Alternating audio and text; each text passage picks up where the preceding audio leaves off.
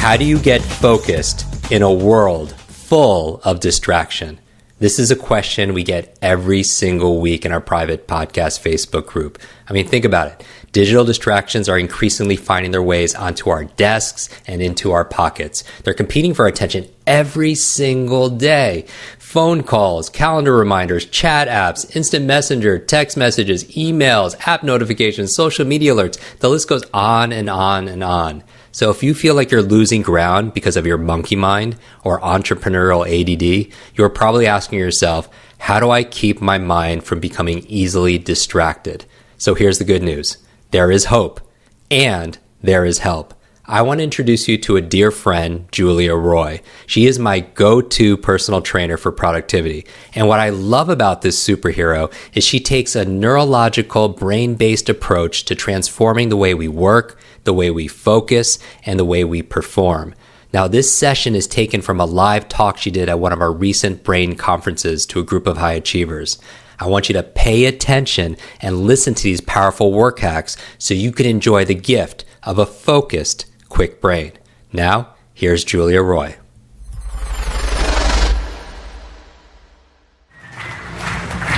Hi, thank you.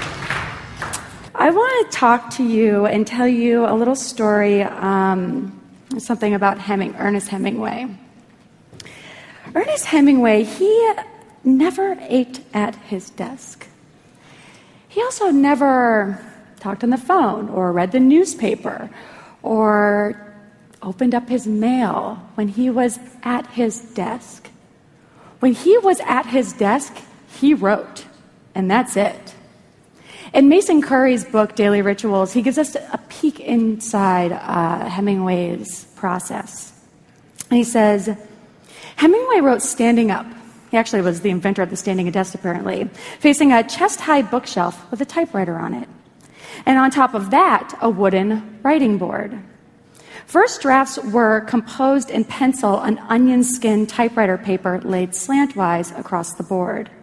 When the work was going well, Hemingway would remove the board and shift to the typewriter. Hemingway created this very specific place where he did one thing, where he wrote. And when it was time to write, he stood in the same place, used the same tools, the same exact way every single day.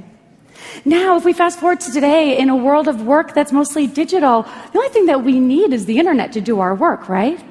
And this is great. We can do work anywhere, any place, any time. But there's a cost because we don't really notice our physical environment anymore. We're so heads down into our computer. But this is a huge mistake. Our unconscious habitual mind is constantly aware of our surroundings, whether we're aware of it or not, all of the time.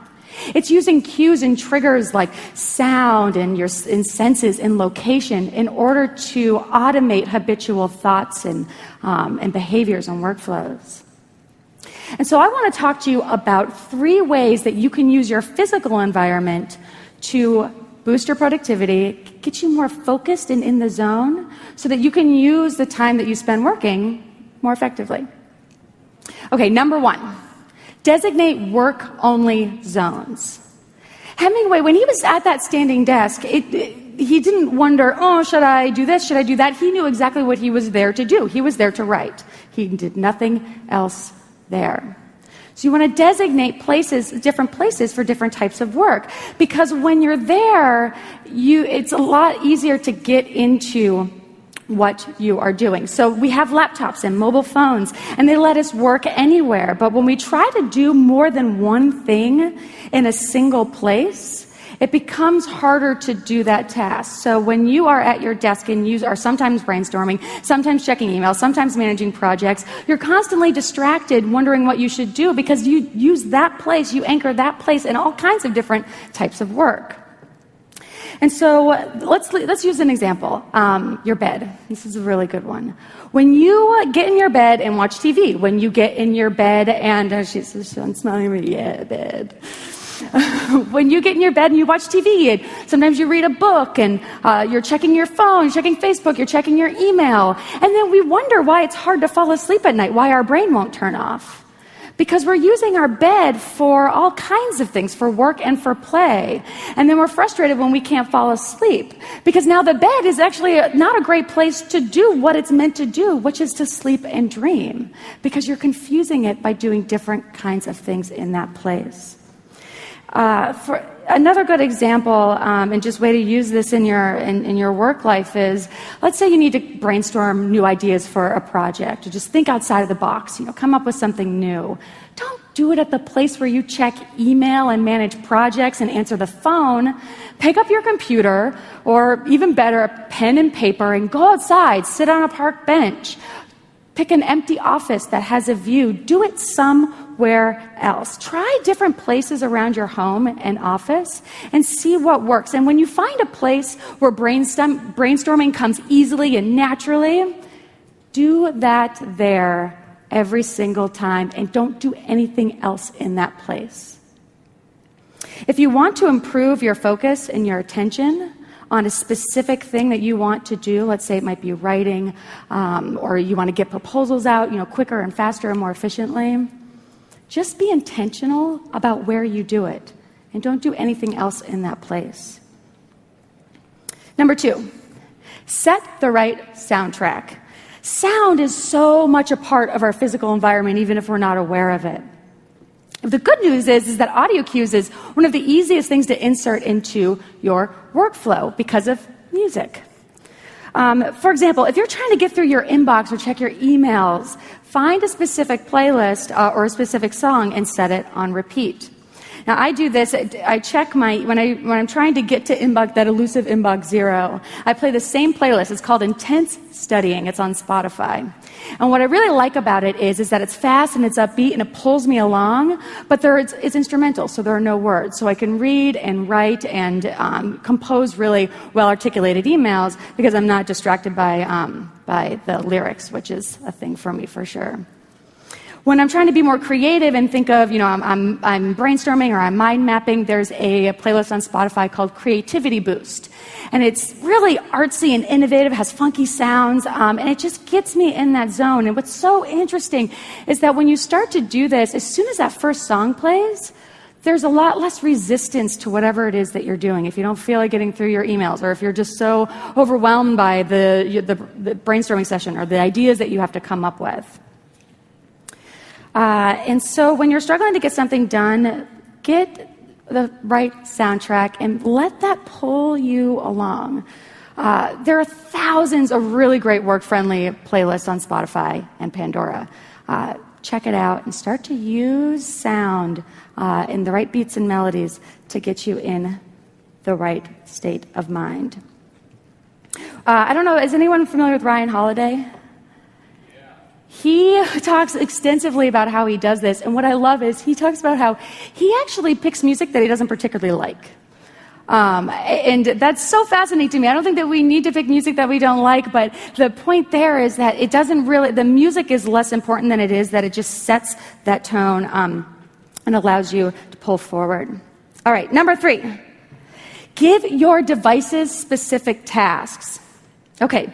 So you might not think of your devices as your physical environment, as a part of the space that you live in. But if you think about it, I read this study that talked about how when we look into our computers, our brain doesn't know the difference between the real world and the digital world. So that's why when you read an email that's super nice or an email that's not so nice, that you feel the same way as if that person was standing right there telling you that to your face. And so when it's looking into the computer, it's seeing the same thing as it would be if it was in the physical, real world. So we should use our devices in order to support different modes of work. So for example, I have my personal phone, my work phone, I have my work computer, my personal computer, I have my old iPad, my new iPad, I have my Kindle. I have all of these devices that I use to get my work done. And most recently, I've tried to really focus on my writing. So I took an old computer, got every single app off of it except for one writing app, disconnected the Wi-Fi, and that's the device that I use to write.